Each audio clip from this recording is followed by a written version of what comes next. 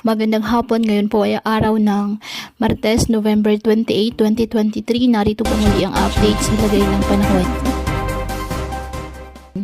Ayon sa Pag-asa, nakakaapekto pa rin ngayon ang northeast monsoon sa northern Luzon at mga localized thunderstorms at easterlies naman ang nakakaapekto sa nalalabing bahagi ng ating bansa.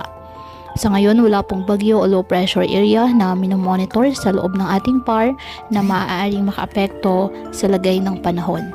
Samantalang may gale warning pa rin na nakataas sa Batanes, Ilocos Norte, Cagayan, kasama na po ang Babuyan Islands. Kaya delikado po dyan ang pumalaot, lalo na ang ating mga kababayang mangingisda na may maliliit na sasakyang pandagat.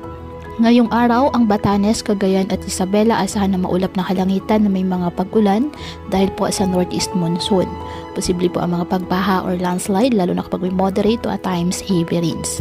Ang Bicol Region, Aurora, Quezon, Northern Samar at Eastern Samar, asahan din po ang maulap na kalangitan na may kalat-kalat na pag-ulan at thunderstorms dahil naman po yan sa easterlies. At ang Ilocos Region, Cordillera Administrative Region at nalalabing bahagi ng Cagayan Valley, bahagyang maulap hanggang sa maulap na kalangitan with isolated light rains dahil po sa amihan.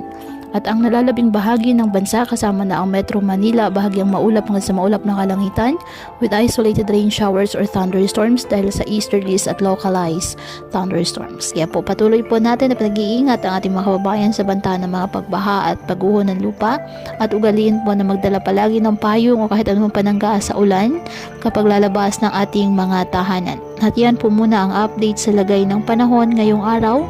Muli patuloy po tayo na mag-ingat at palaging tandaan, God loves you. Stay safe and God bless you.